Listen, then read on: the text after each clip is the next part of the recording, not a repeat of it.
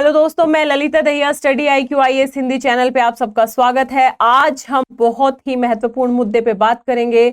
घरेलू हिंसा के संदर्भ में बात करने के साथ साथ हम मिशन शक्ति के बारे में भी पढ़ेंगे। मिशन शक्ति के जो दो आधार है, संबल और सामर्थ्य है, उनके बारे में हम डिटेल से पढ़ने का प्रयास करेंगे। तो दोस्तों, सबसे पहले मैं आप लोगों को बता दूं कि स्टडी IQ IAS हिंदी की टीम को आपने भरपूर प्यार दिया है। हमारा पहला बैच कंप्लीट हो चुका है और हम अपना दूसरा बैच आप लोगों की विशेष डिमांड पे लेके आ रहे हैं। 11 मार्च से ये सेकंड बैच शुरू हो जाएगा। याद रखिएगा, 11 मार्च शाम 6 बजे से शुरू हो जाएगा। जिस भी स्टूडेंट को बैच से जुड़ना है, अपनी प्रिपरेशन को सशक्त बनाना है, अपने सिलेक्शन को सुनिश्चित करना है, एक बेहतर मार्गदर्शन में पढ़ते हुए वो इस बैच से जुड़ सकते हैं। याद रखिएगा, स्टडी IQ की ऐप या स्टडी IQ की वेबसाइट पे जाके इस बैच को परचेज कर सकते हैं। इस वीडियो के डिस्क्रिप्शन बॉक्स में भी इसका लिंक दिया होगा, वहां पे जाके इस बैच को आप परचेज कर सकते हैं। और बैच से जुड़ने से पहले आपको कोड यूज करना है LDLIVE। यदि आप LD लाइव कोड के साथ इस बैच में प्रवेश करते हैं तो आपको ये बैच मात्र 18,999 में मिल जाएगा। PT plus mains, answer writing और सब कुछ आपको इस बैच में मिलेगा। ठीक है, तो देर किस बात की, फटाफट जाइए, सब्सक्रिप्शन लीजिए और अपनी सफलता को सुनिश्चित कीजिए। यहाँ पे मैं एक बात और बता दूं, इस बैच की शुरुआत मैं करा रही हूं, यानी पॉलिटी से इस बैच की शुरुआत हो रही है और इस बैच में पॉलिटी मैं पढ़ा रही हूं आप लोगों को। ठीक है, ध्यान रखिएगा। यदि हम PDF की बात करें कि क्लास का PDF आपको कहां मिलेगा, तो उसके लिए आपको Telegram channel Lalita Dahiya academy से जुड़ना होगा। इस टेलीग्राम चैनल पे आपको इसका PDF मिल जाएगा। इसके अलावा आप मुझे मेरे इंस्टाग्राम और Facebook page Lalita Dahiya academy पे फॉलो कर सकते हैं। दोस्तों, बात करते हैं कि आखिर फिर से घरेलू हिंसा अधिनियम या मिशन शक्ति क्यों चर्चा में आया, संदर्भ क्या है। तो संदर्भ ये है, सुप्रीम कोर्ट ने मिशन शक्ति के बारे में ज्यादा जानकारी मांगी है, क्योंकि घरेलू हिंसा के मामले को संभालने के लिए सुरक्षा अधिकारियों की कमी के बारे में चिंतित है।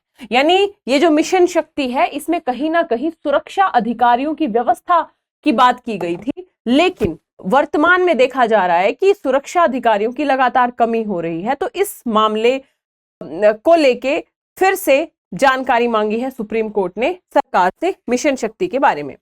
यदि हम पृष्ठभूमि की बात करें तो घरेलू हिंसा अधिनियम है, कब का है, तो 2005 का है और नाम से ही स्पष्ट है, घरेलू हिंसा अधिनियम। महिलाओं की हिंसा से संरक्षण में बेसिकली के लिए ये एक्ट लेके लाया गया था। इसको मैं डिटेल से अभी बताऊंगी, उससे पहले ये जान लीजिए कि इस घरेलू हिंसा अधिनियम 2005 से महिलाओं की सुरक्षा की धारा 8 के तहत सुरक्षा अधिकारियों की नियुक्ति अनिवार्य है।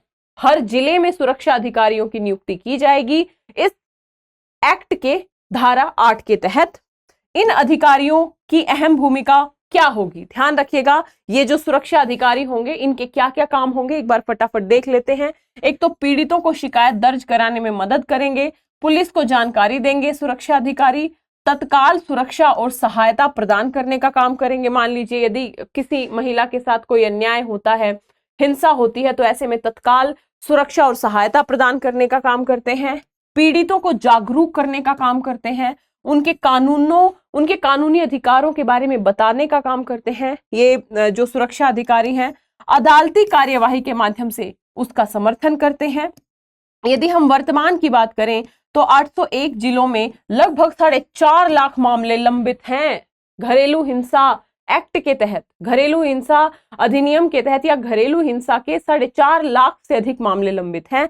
ऐसे में प्रत्येक जिले में 500 से अधिक मामलों में एक सुरक्षा अधिकारी को लगाया गया है, जो कि बहुत कम है। यानी 500 के ऊपर एक सुरक्षा अधिकारी है। अब ये कितनों को जागरूक करेगा, कितनों को शिकायतें लिखेगा, है ना, कितनों के संदर्भ में जानकारी देगा। तो ऐसे में इनकी कमी का एक मुद्दा सामने आया है, तो घरेलू हिंसा अधिनियम भी चर्चा में आया और ये सुरक्षा अधिकारी क्या क्या काम करेंगे ये हमने देखे। अब ध्यान रखिएगा, मिशन शक्ति शुरू किया गया। ये मिशन शक्ति में डिटेल से आप लोगों को बताऊंगी।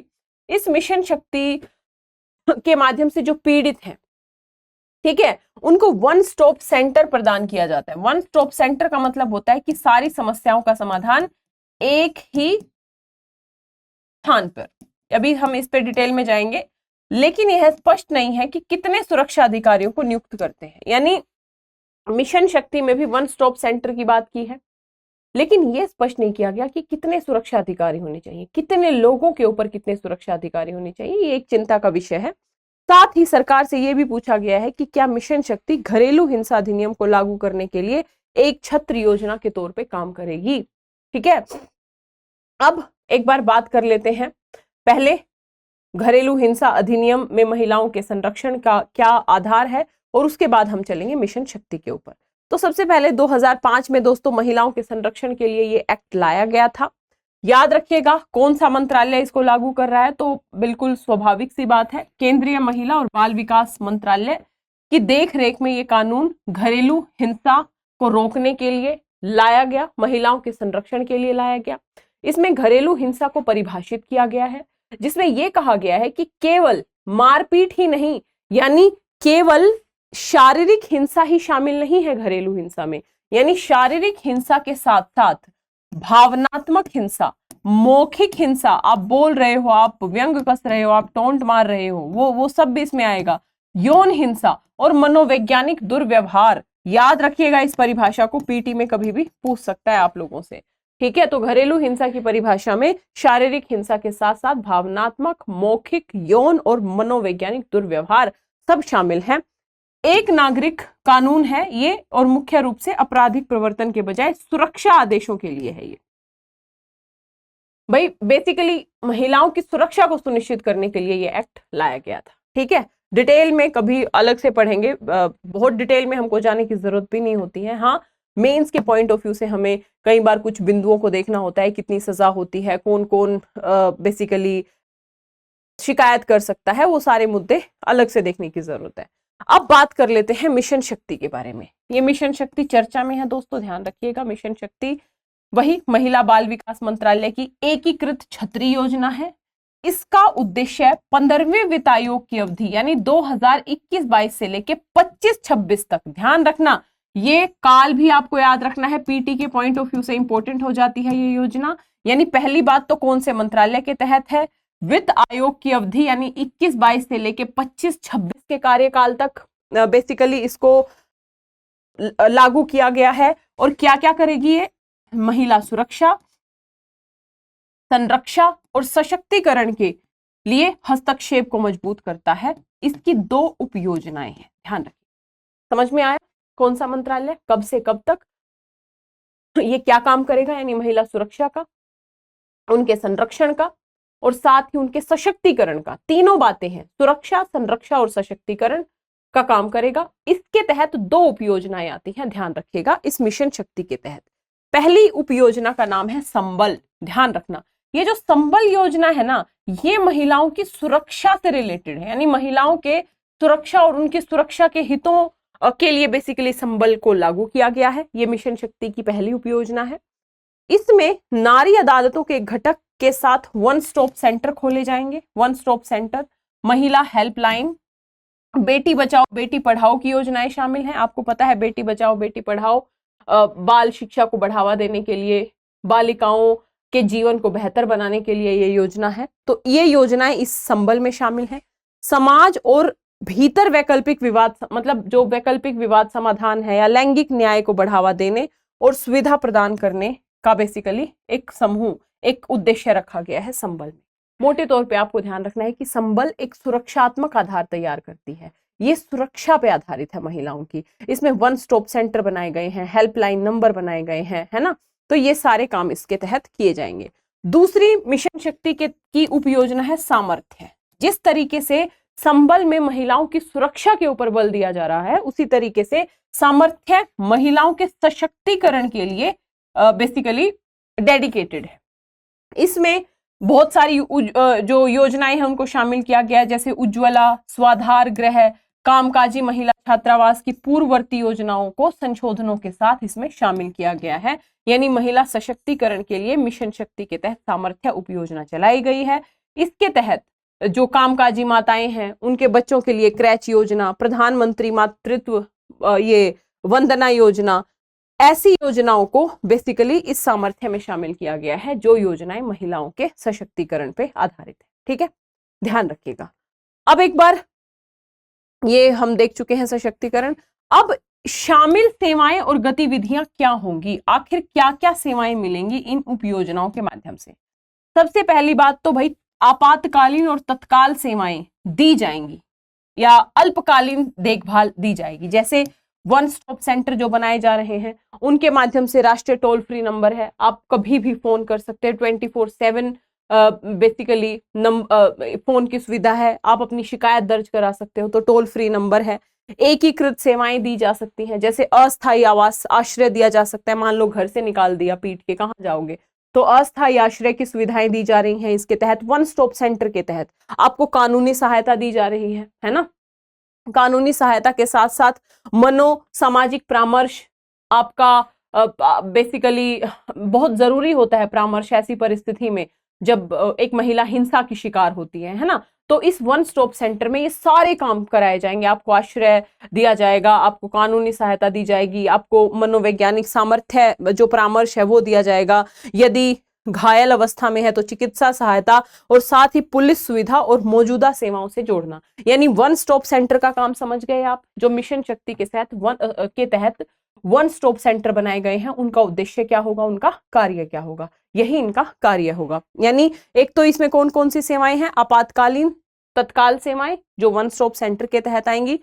दीर्घकालिक सहायता भी इसके तहत दी जाएगी। जैसे मान लीजिए कोई महिला गर्भावस्था में है, तो गर्भ धारण के चरण से लेके जब तक इस तरीके की देखभाल और सहायता की आवश्यकता है तब तक महिलाओं की जरूरतों का ध्यान रखना। साथ ही सखी निवास या कामकाजी महिला छात्रावास कामकाजी महिलाओं के लिए सुरक्षित और सुरक्षित स्थान प्रदान करना। इस तरीके की जो दीर्घकालिक सहायताएं हैं, यानी अल्पकालिक सहायताएं भी और दीर्घकालिक सहायता भी इसके तहत दी जा रही है। और क्या किया जाएगा, व्यवहार परिवर्तन, संचार, सम्मान और महिलाओं के खिलाफ अपराध और हिंसा की रोकथाम के लिए बहुत सारे प्रयास इसके तहत किए जाएंगे, ताकि हिंसा कम हो, महिलाओं के प्रति जो बढ़ते हुए अपराध हैं वो कम हो, महिलाएं जागरूक हो अपने अधिकारों के लिए, समाज जागरूक हो, है ना। तो इस तरीके के प्रयास भी, यानी बिहेवियरल चेंज के, यानी व्यवहारिक परिवर्तन लोगों के व्यवहार में आए, उसके लिए भी प्रयास किए जाएंगे इस योजना के तहत। जैसे लैंगिक संवेदनशीलता को लेकर जागरूकता कार्यक्रम बड़े स्तर पे चलाए जाएंगे, महिलाओं के खिलाफ जो हिंसा है या लैंगिक रूढ़ियों का मुकाबला करने के लिए पुरुषों और लड़कों की भागीदारी की जाएगी। यानी भाई महिलाओं के साथ जो अन्याय है, अत्याचार है, वो कौन करता है, पुरुष करते हैं। तो ऐसे में यदि हम जागरूकता अभियानों से पुरुषों को जोड़े, नौजवानों को जोड़े, लड़कों को जोड़े, तो कहीं ना कहीं व्यवहारिक परिवर्तन दीर्घकालिक स्तर पे होगा। जो लोग उसमें पार्टिसिपेशन कर रहे हैं उसकी संभावना कम होगी कि वो अपने व्यक्तिगत जीवन में इस तरीके के जो हिंसा है उसको अंजाम दें। तो ऐसे में जो व्यवहार परिवर्तन के तरीके अपनाए जाएंगे, जागरूकता कार्यक्रमों को बढ़ावा देके, इन जागरूकता कार्यक्रमों में पुरुषों की भागीदारी को बढ़ावा देके, ठीक है, ध्यान रखिएगा इतना। अब हम इसके उद्देश्य देखें, उससे पहले मुझे एक बार ये बता दीजिए, यहां तक आप लोगों को बिल्कुल क्लियर हुआ, संदर्भ क्या था, घरेलू हिंसा अधिनियम की धारा 8 क्या कहती है, ये जो सुरक्षा अधिकारी है इनकी क्या भूमिका है, इनकी कमी है, घरेलू हिंसा अधिनियम 2005 के तहत महिलाओं के संरक्षण की क्या बात है, किस मंत्रालय के तहत है, ये घरेलू हिंसा क्या क्या इसके अंतर्गत आएगा, मिशन शक्ति क्या है, किस मंत्रालय के तहत है, कब से कब तक का इसका कार्यकाल, 2 इसके तहत उपयोजनाएं हैं संबल सुरक्षा के लिए और सामर्थ्य सशक्तिकरण के लिए, और साथ ही इसमें क्या क्या गतिविधियां और सेवाएं शामिल होंगी, जिसमें अल्पकालिक सहायता, दीर्घकालिक सहायता और व्यवहार परिवर्तन से संबंधित मुद्दे, ये सब इसमें शामिल होंगे। अब यदि हम मिशन शक्ति का उद्देश्य देखें तो सिंपल सा सबसे पहला उद्देश्य है, जो महिलाएं हिंसा से पीड़ित हैं, है ना, उनकी सुरक्षा का काम करना, और ना केवल सुरक्षा बल्कि उनके सशक्तिकरण का काम करना। तभी तो महिलाएं सुरक्षित होने के साथ साथ संरक्षित और सशक्त भी हो पाएंगी। तो ऐसे में ध्यान रखना है, हिंसा से प्रभावित और संकट में पड़ी महिलाओं को तत्काल और व्यापक देखभाल उनकी करना। भाई जो भी महिलाएं पीड़ित हैं उनकी देखभाल करना, उनको सहायता देना।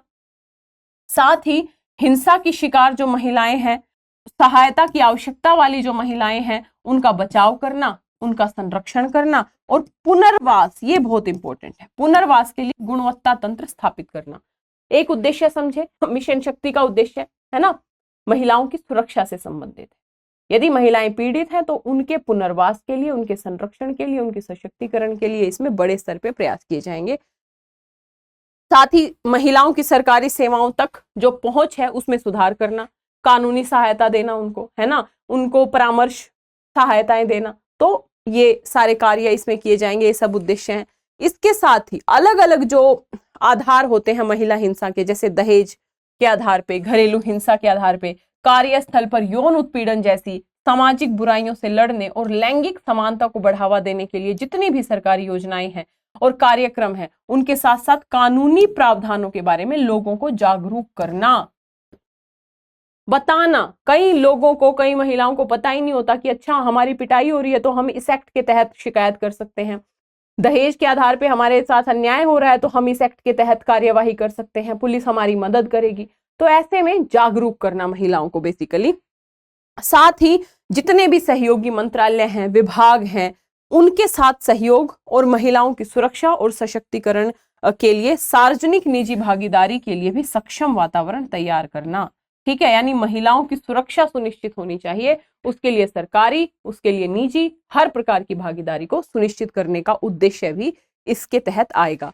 साथ ही लिंग पक्षपाती जो लिंग चयनात्मक उन्मूलन को रोकने के लिए, यानी जो गर्भ में ही लड़कियों को मार देते हैं, इस तरीके की घटनाओं को रोकने के लिए, बालिकाओं के अस्तित्व को सुरक्षित करने के लिए, उनकी शिक्षा और विकास को सुनिश्चित करने के लिए भी इसमें प्रयास किए जाएंगे। और महिलाओं पर देखभाल का बोझ कम करने, कौशल विकास, मतलब मोटे तौर पे क्या करेगा ये, सुरक्षा, महिलाओं का कौशल विकास करेगा, उनका क्षमता निर्माण करने का, वित्तीय साक्षरता, सूक्ष्म ऋण तक उनकी पहुंच और महिला श्रम बल की भागीदारी बढ़ाने का भी प्रयास करेगा। यानी कहीं ना कहीं जब पुनर्वास की बात आती है ना, जब सशक्तिकरण की बात आती है, तो आप उनको कैसे सशक्त करोगे, आप उनको क्षमता निर्माण करोगे, आप उनको कौशल सिखाओगे, आप उनको ऋण दोगे, आप उनका कोई बेसिकली रोजगार स्टैब्लिश करवाने में या फिर उन मदद करोगे, तो इसी के माध्यम से सशक्तिकरण होगा।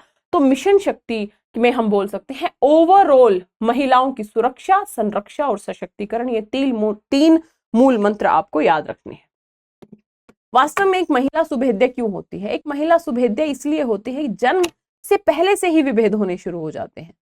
यदि गर्भ में पता लग जाए कन्या है, लड़की है, तो गर्भपात करवा लिया जाता है। यदि पैदा हो गई तो फिर लड़के और लड़की में विभेद की प्रोसेस शुरू हो जाती है। घर में विभेद, बाहर विभेद, शिक्षा में विभेद, यदि मर पिट के, यदि मान लो लड़के वो पढ़ गई, रोजगार मिल गया, तो रोजगार मिलने के बाद कार्यस्थल पर यौन उत्पीड़न के मुद्दे, विवाह के बाद दहेज संबंधी मुद्दे, घरेलू हिंसा संबंधी मुद्दे, है ना, और निर्णयों में कोई भागीदारी ना होना। तो इसलिए महिला एक हमेशा सुभेद्य रहती है। तो महिलाओं के विशेष कल्याण के लिए सरकार को प्रयास करने पड़ेंगे बड़े स्तर पे, और ना केवल सरकार को बल्कि पूरे के पूरे समाज को, पूरे नागरिक समाज को, है ना, हमें मिलके प्रयास करने पड़ेंगे ताकि महिलाओं का संरक्षण संभव हो सके, महिलाओं की सुरक्षा संभव हो सके और महिलाओं का सशक्तिकरण संभव हो सके। होप आपको ये वीडियो अच्छी लगी होगी। याद रखिएगा, काफी ज्यादा इंपॉर्टेंट है, इसमें मिशन शक्ति आपको अच्छे से देखना है। ये याद रख लीजिएगा, संबल और सामर्थ्य ओवरऑल उद्देश्य क्या है, मिशन शक्ति किस मंत्रालय के तहत है, घरेलू हिंसा अधिनियम की परिभाषा क्या है। ठीक है, तो होप आपको क्लास अच्छी लगी होगी। यदि क्लास अच्छी लगी, वीडियो को लाइक शेयर सब्सक्राइब जरूर कीजिएगा और ज्यादा से ज्यादा शेयर कीजिएगा वीडियो को। बाकी 11 मार्च से बैच शुरू हो रहा है, तो जिस भी बच्चे को एडमिशन लेना है फटाफट ले लें। स्टडी IQ की ऐप या वेबसाइट पे जाके LD लाइव कोड का यूज करना ना भूले। LD लाइव कोड का यूज करके आपको ये पूरा का पूरा कोर्स मात्र 18,999 रुपए में मिल जाएगा। स्वस्थ रहिए, मस्त रहिए। जय हिंद, जय Bharat, all the best. Hindi में UPSC की तैयारी से संबंधित प्रोग्राम्स को देखने के लिए सब्सक्राइब करें स्टडी IQ IAS हिंदी।